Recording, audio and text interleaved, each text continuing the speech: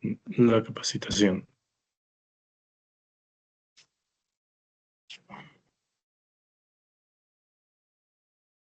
Listo. Entonces, la capacitación del día de hoy es la valoración de startups y empresas en estado temprano.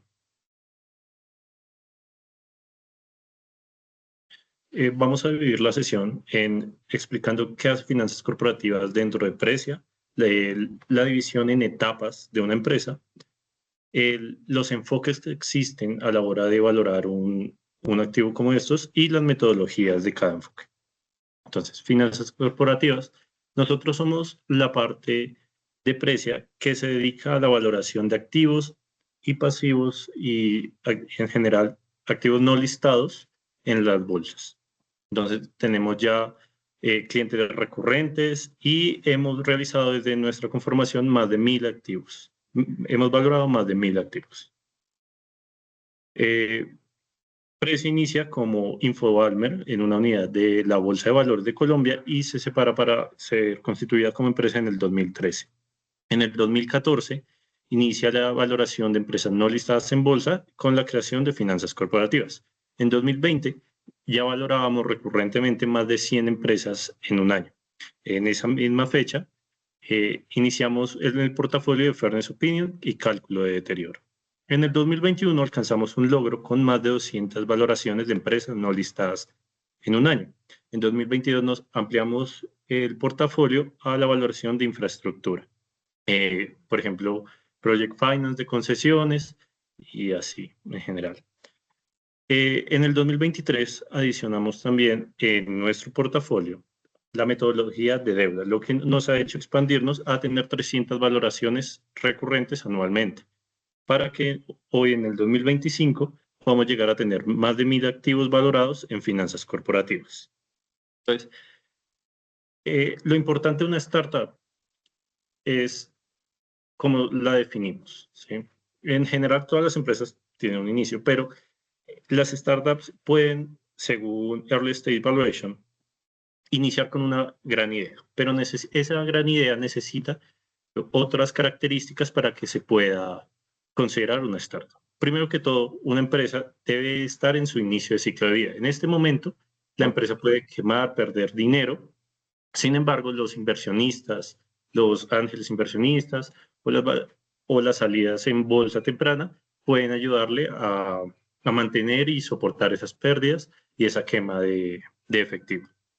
Así, también puede ser un concepto, una idea, ya se puede considerar una startup a la que le hace falta cierto tipo de inversión. Y puede mantener este llamado startup hasta que se vuelva una empresa billonaria, o lo conocido como unicornios. En general, los inversionistas buscan esto, empresas iniciales donde requieran inversión rápida para mantener su gasto alto y en un futuro puedan volverse unicornios. Todas las empresas de esa manera tienen una expectativa de alto crecimiento en los ingresos. Y esto se da por dos motivos. Primero, la escalabilidad. En general, el uso de la tecnología moderna y la digitalización del mundo han permitido llegar tanto a partes inaccesibles antes como desde los mismos países a segmentos de la población que antes no entraban en un mercado tan mal. Sin embargo, otra de las perspectivas que se ven en una empresa inicial es las barreras de entrada.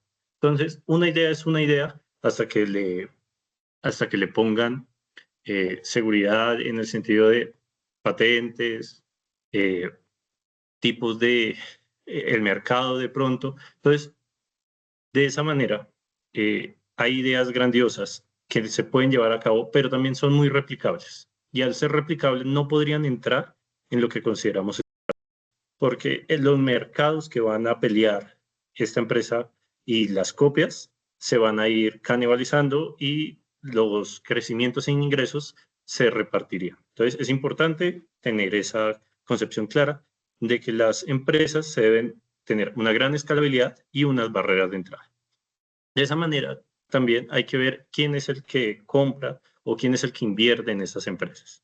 Son inversionistas que saben que es un riesgo alto. En ese sentido, el 75% de las llamadas startups, nunca van a generar beneficios para las empresas. Sin embargo, el 25% alcanzan a netearse y el 12.5% alcanzan 5 veces la inversión que se les otorgó.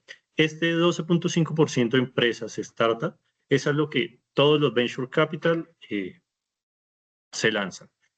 Es muy difícil verdaderamente saber cuando hay un mercado nuevo o un nuevo negocio, cuál de todas las compañías va a ser la que sobreviva y que lleve la ventaja en el largo plazo y se pueda convertir en un ejemplo en Nvidia o Meta. Entonces, siempre hay que hacer un análisis de su escalabilidad y sus barreras de entrada. Asimismo, ya hay un mayor análisis después cuando está en un estado mucho más maduro de quiénes son las personas que la manejan y quiénes son los inversionistas que han invertido en esta empresa. Asimismo, como les mencionaba, deben atender a un mercado masivo. Entonces, a un mercado masivo y usar la tecnología moderna para innovar y seguir a la vanguardia. Entonces, ¿qué no es una startup? Una idea de negocio tradicional no entraría como una startup, como lo puede ser la infraestructura. Muchas veces los productos no llegan a ser startups. La digitalización ha permitido que los servicios sean escalables. Entonces yo no necesito una persona para servirle a otras, sino un algoritmo, un código puede servirle a miles de personas. Esa es la escalabilidad. Y en infraestructura nunca se va a dar. Una casa siempre va a ser para una familia. Asimismo, una tienda de ropa. Aquí también viene qué podemos entender si el negocio es la venta de ropa o la logística que se crea. Entonces, por ejemplo, Shein es una empresa china, aunque vende ropa y sus ingresos de ropa, lo que la hizo startup antes de ya acentuarse en su mercado fue la logística gigantesca que creó para poder disminuir los costos operacionales. Entonces, tal vez una tienda de ropa de la esquina no es una startup, pero si se puede replantear para un mercado masivo y usando la tecnología, ya podría considerarse una startup. Así como les cuento también, la inteligencia artificial, los agentes de IA, las optimizaciones por computadora, todo esto permite que negocios tradicionales crezcan y se expandan. Sin embargo, viene la seguridad en un analista y en los inversionistas de dónde se traza la línea entre un negocio formal y tradicional y una startup. El libro de donde estamos sacando esto es Early Stage Valuation de Antonella. Entonces, las etapas de inversión. Como decíamos, una empresa startup es considerada desde que es una semilla, una idea, hasta que se convierte en un unicornio y cuando ya se está acentuada ya no tiene mucho sentido llamarlo startup porque ya ha crecido lo que puede crecer. Entonces, existe esta etapa presemilla en donde no existe una financiación alta y lo más probable es que solo exista una idea. Así mismo, cuando una empresa manda a sus ingenieros a la investigación, ese proceso se puede llamar presemilla. Ya cuando se ha hecho un estudio, se revisa que sí tiene una aplicabilidad el producto, que sí puede llegar a unas escalas gigantescas, pues ya se puede considerar una semilla. Entonces, cada uno de estos escalones es una ronda de inversión. ¿Sí? Entonces, en semilla, lo que consideramos es la primera vez que se le inyecta dinero a esta compañía de una manera responsable, cuando ya tiene un prototipo, cuando ya ha recogido algún tipo de usuarios, de esa manera. Ya empieza después las consecutivas inversiones.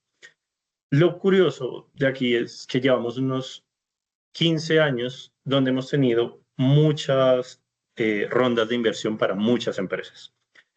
La teoría explica que esto se debe a los movimientos que han hecho los gobiernos, tanto en estímulos fiscales como monetarios, desde la crisis del 2008. Esa crisis para movilizar la economía hicieron que las tasas de interés disminuyeran, en cierto sentido. Entonces era mucho más apreciable una empresa que pudiera llegar a 30% de crecimiento rápidamente y yo solo tenía que devolver al 1%, al 0% en algunos países. Entonces, de esta forma, el dinero barato que se hizo en los estímulos llevó a una conformación de muchas startups. Y asimismo, grandes inversores podían darse el lujo de perder dinero para fondear el crecimiento de estas empresas. Asimismo, se espera, entonces, de esto, que haya un break-even, un momento donde al fin sea sostenible la operación de la empresa.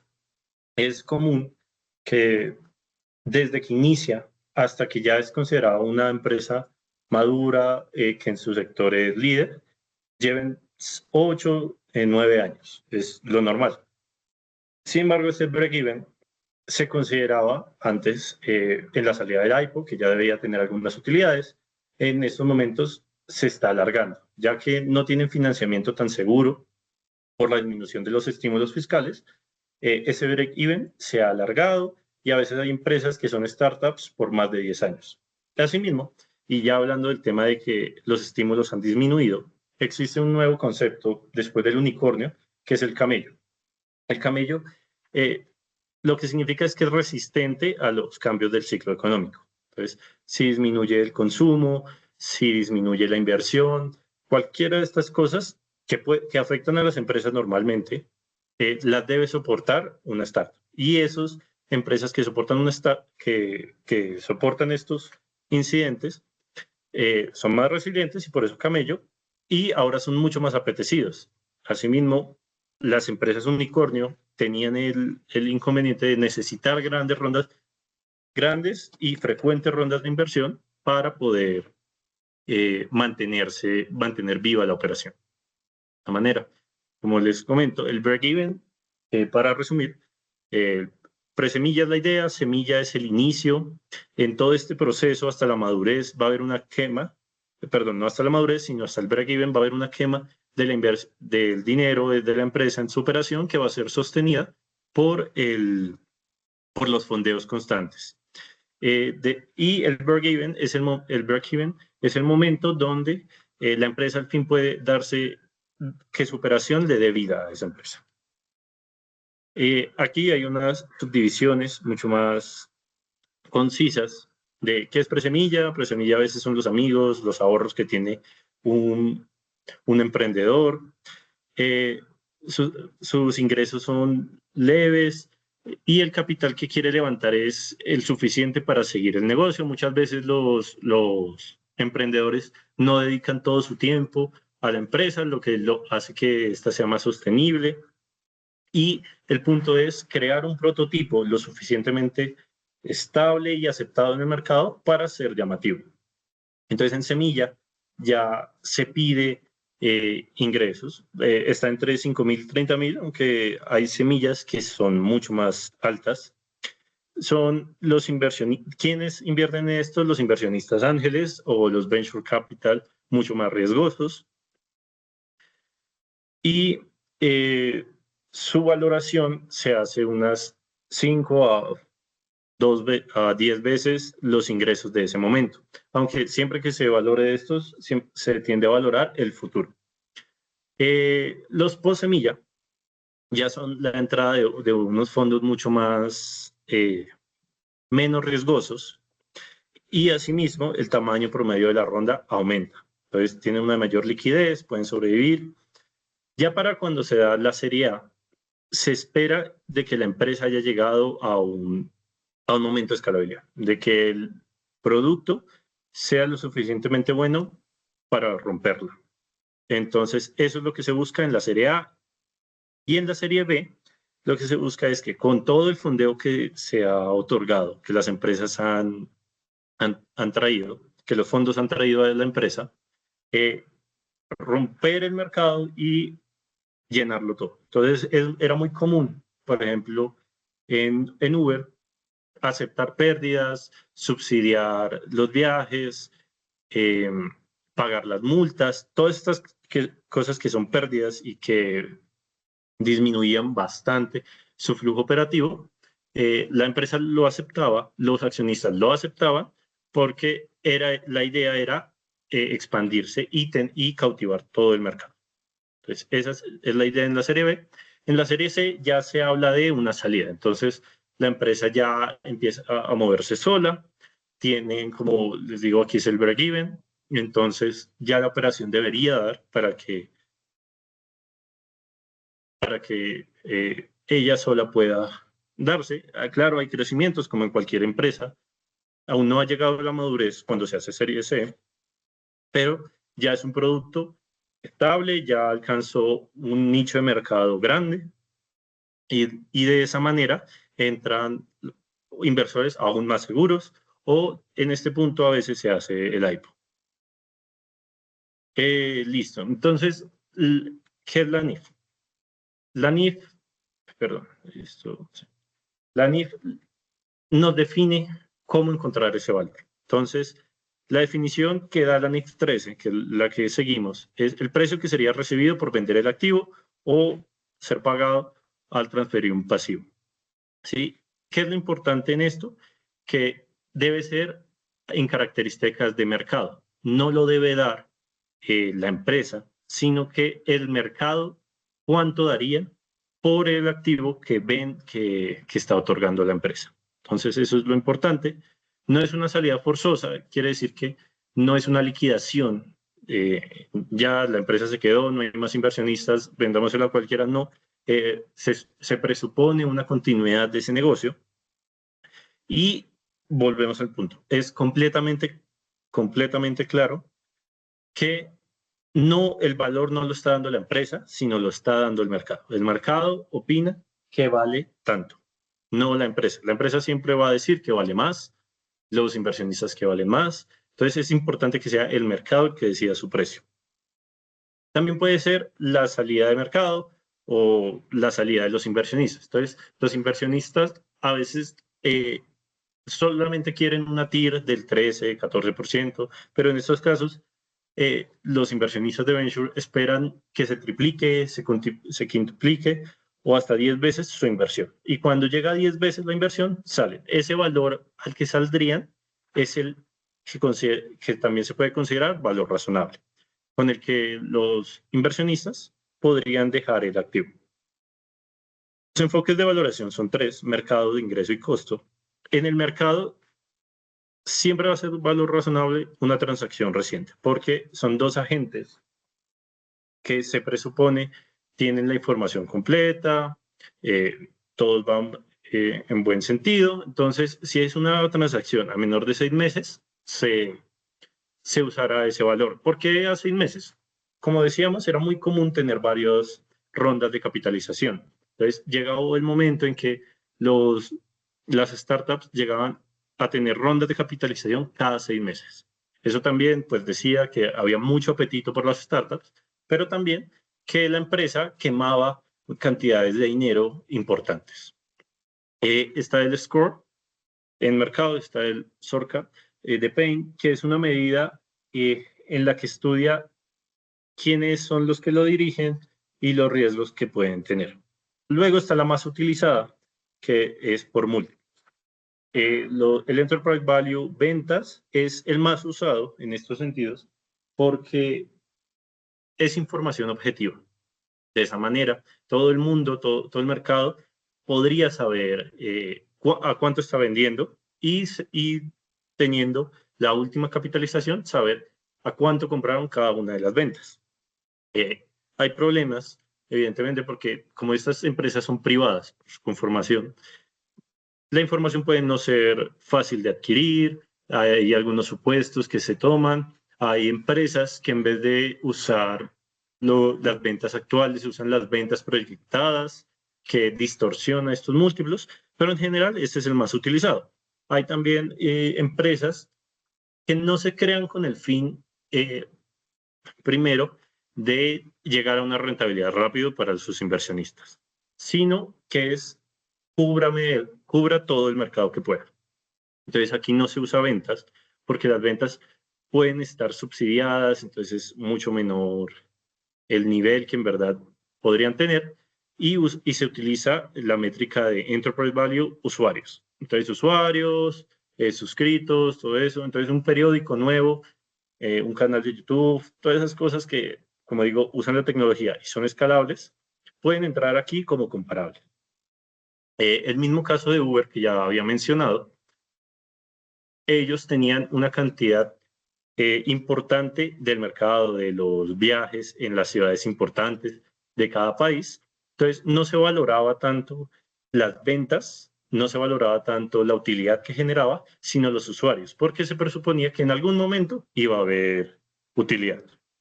Luego está el enfoque de valoración de ingresos. Normalmente se usa flujo de caja libre operativo descontado, pero este tiene inconvenientes y ventajas. Las ventajas es que da un valor mucho más objetivo que las revisorías, que los demás analistas entienden, porque siempre se hace explicaciones de los supuestos, de, de, de las assumptions que se toman, todo eso. Sin embargo, el problema también viene que es un pronóstico. Las empresas a veces pueden suponer que todo se mantenga igual, pero la realidad es que puede cambiar y como hablábamos, una de las realidades que cambió y afectó a las startups fue la subida de tasas de interés. Entonces, al haber subido tasas de interés, eh, fue mucho más difícil endeudarse, cumplir sus obligaciones, tuvieron que subir precios, lo que hizo disminuir los ingresos. También el descuento que hace cada inversionista es mucho mayor. Entonces, todo esto son supuestos que no son fácilmente visibles en un momento de compra, pero que se tiene que tener en cuenta para un modelo robusto. Luego está costos, ¿sabes? Que es activos netos o activos netos por unidad, que es cuánto está pagando por acción. Pero en activos netos se utilizan todos los activos que puedan ser liquidables fácilmente, menos las obligaciones. Las obligaciones siempre han de pagarse y los activos a veces pueden no ser fácilmente convertidos a efectivo o las ventas pueden costar cierto porcentaje de su valor. Y reposición sería, yo espero llegar al 30% de rendimiento en 2 años. Cuando llegue a eso, pues el activo se valora con ese precio de reposición o costo para el inversionista. Entonces, las metodologías. El enfoque de múltiplos tiene en cuenta bastante. Es muy difícil, como han de suponer, hacer un múltiplo perfecto para las compañías. Por eso se toman varios y se ajustan dependiendo de los márgenes de operación, el tamaño de sus comparables, la participación en mercados. A veces una startup, como decía, puede parecer tradicional, pero en verdad el negocio está en la logística y no en la venta. De esa manera también los comparables deben tener perspectivas de crecimiento, pero volvemos a hablar, si hacen parte del mismo mercado y tienen las mismas perspectivas de crecimiento, pues hay un punto de barreras de entrada que es difícil de asegurar. Entonces, es importante ir descartando múltiplos y ajustándolos como es debido. Asimismo, exposición de riesgos similares. Esta exposición es más bien para qué pasaría en el peor de los casos o qué pasaría en el mejor de los casos, qué tanto variaría mi valor, que la industria se pueda mantener en el tiempo y una composición similar de los ingresos. O sea, tal vez una empresa quiera hacer un nuevo forma de la nube, habría que compararla no con todo lo que es AWS, sino con todo lo que es Amazon, sino solo con AWS y ajustarlo a tamaño, ajustarlo a la gente que puede tomar. Todas esas cosas son importantes en el enfoque de múltiplos. También existe el enfoque de SAFE. El SAFE es un contrato, Simple Agreement for Future Equity, que asegura de cierta manera al inversionista. Entonces, el inversionista está entre la elección de tomar el valor de la que está en el mercado o exigirle un rendimiento a la empresa. Entonces, el I, como lo pueden ver, es el valor de la inversión inicial, el BM es el valor de mercado actual, el PC es el valuation cap que se establece a la hora de conformar el instrumento. Cuando hay las conversaciones entre inversionistas y la empresa, la empresa establece un valor en ese momento al que el inversionista va a comprar cierta cantidad de patrimonio, que no se hace en acciones, sino en tamaño. Y está el del valor de descuento aplicado, que es el rendimiento que exige el inversionista a su dinero. Entonces, cualesquiera que sea el mayor, es lo que va a tomar el inversionista. Esto lo asegura en cierto sentido, porque como es una deuda, tiene prelación si llegase a haber una liquidación. También si la empresa no llega a cumplir las expectativas porque fueron muy altas o por X o Y razón, el inversionista debería tener una rentabilidad asegurada. El Scorecard Valuation, como les decía, es una forma de medir cómo está la conformación de la operación. Entonces, analiza factores determinantes en el inicio de una empresa. ¿Quién es su equipo directivo? La oportunidad en qué mercado está, el producto qué tan innovador es, ese entorno qué tan fácil es de copiarlo, marketing y ventas qué tan fácil es adquirir clientes y si llega a necesitar inversiones adicionales o inversión en desarrollo. Esto son valores que se hacen ad hoc a cada empresa, pero que tienen también cierta literatura de cómo los están tomando en las empresas que ya tuvieron su capitalización. Entonces, eso determina la valoración media. Obviamente, siempre hay ciertos sesgos que toma cada inversionista, pero esto sería una medida media de cuánto puede valer. Compara empresas similares, en ese sentido puede parecerse mucho al enfoque anterior y se multiplica por el factor, como decimos, es ad hoc. Hay analistas que lo cambian dependiendo de su expertise o dependiendo de lo que busque en otros fondos. Pues no es no es fácil saber cómo pesan cada uno de los factores los otros fondos, pero sí se puede medio suponer. Y pues el peso y la comparación de cómo van las cosas. Entonces, si el equipo directivo es muy bueno, se le da cierto porcentaje, si la oportunidad es también muy buena, se le da cierto porcentaje y se multiplica por sus pesos. Esto nos da un valor. Y ahora, tenemos ya una valoración objetiva media. La valoración objetiva media es capitalizaciones atrás o si o si ya se hizo un SAFE, ese valor del CAP también puede servir como valoración objetivo medio y se multiplica por el factor, que es una probabilidad de que siga subiendo dependiendo lo bien que le va en esos factores. También existe la suma de los riesgos. Aquí, entonces, teniendo ya un micrófono.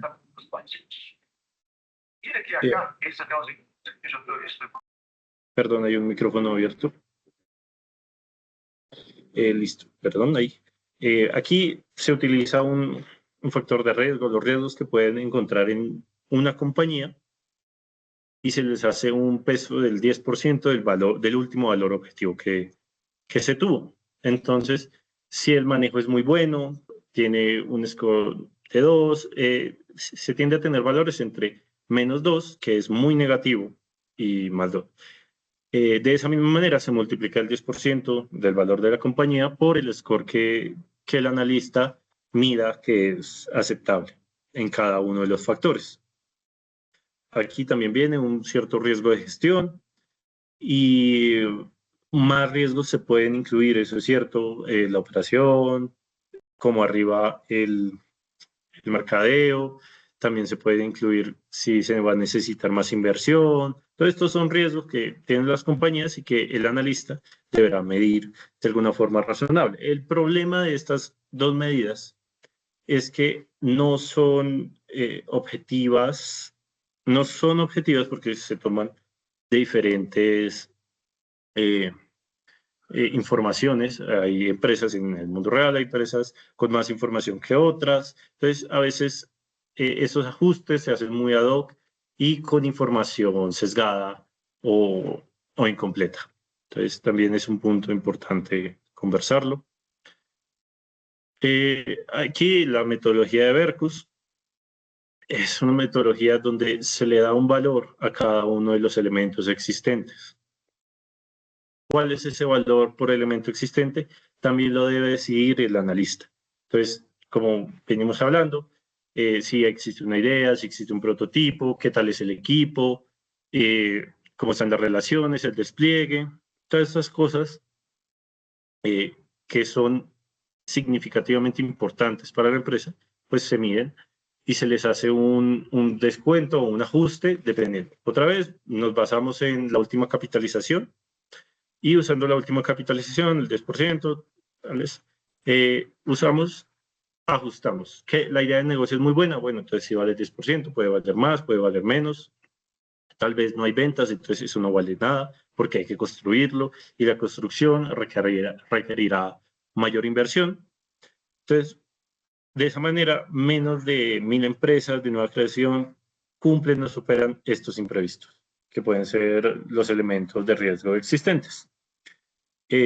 Asimismo, como lo hemos hablado antes, estos son valores ad hoc para cada compañía, que los elige el analista y que puede haber inconvenientes con los sesgos que no note cada analista por su información errónea, por sus inclinaciones, de esa manera.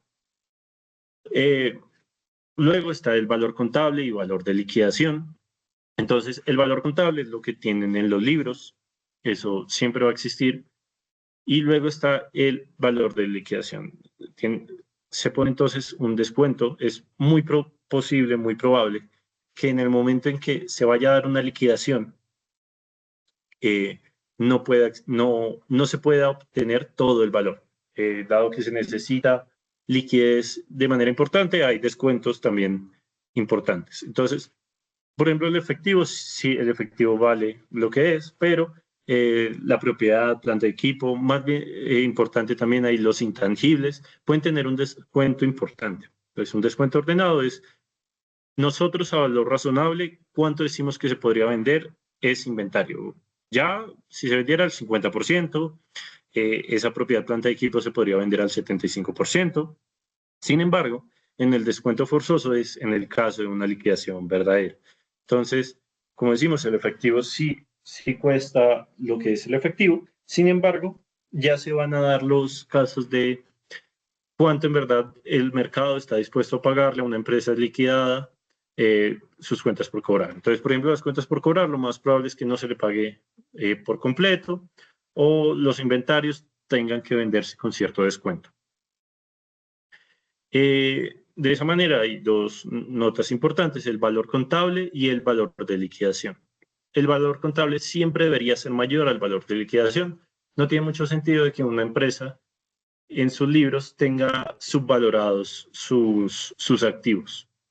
Y asimismo el descuento ordenado es mayor que el descuento forzoso, entendiendo como mayor, más beneficioso para la empresa. También es importante decir que los pasivos no van a tener un ajuste, porque entendemos que las obligaciones tienen prelación sobre cualquier cosa, se pagan los empleados y luego las obligaciones. Entonces, estas sí o sí deben pagarse y el remanente es el valor que va a tener el inversionista. También está la metodología Venture Capital, donde es cuánto espera el Venture Capital que aumente su dinero.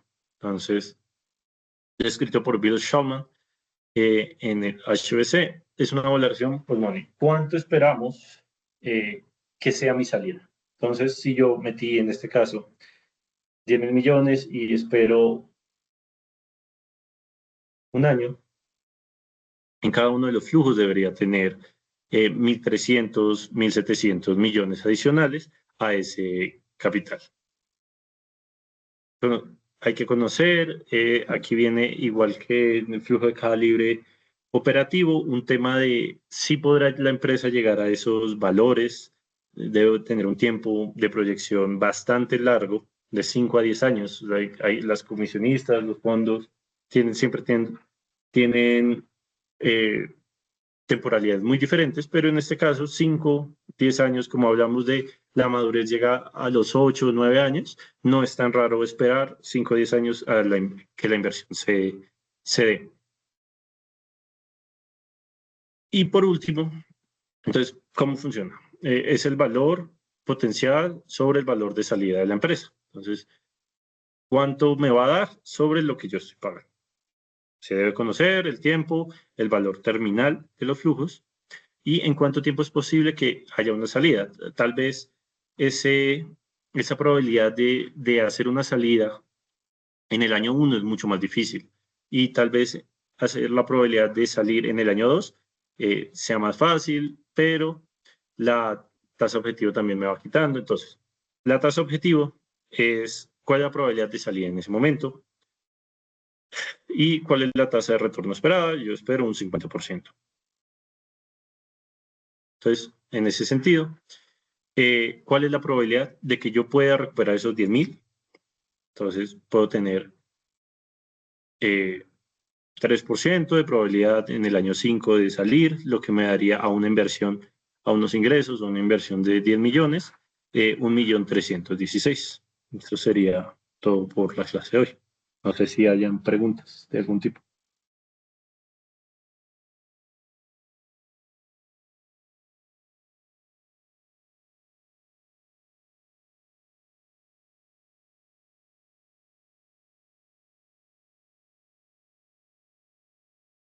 Listo.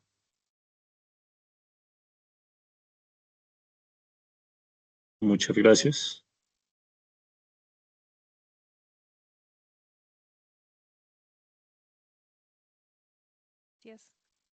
Muchas gracias, David.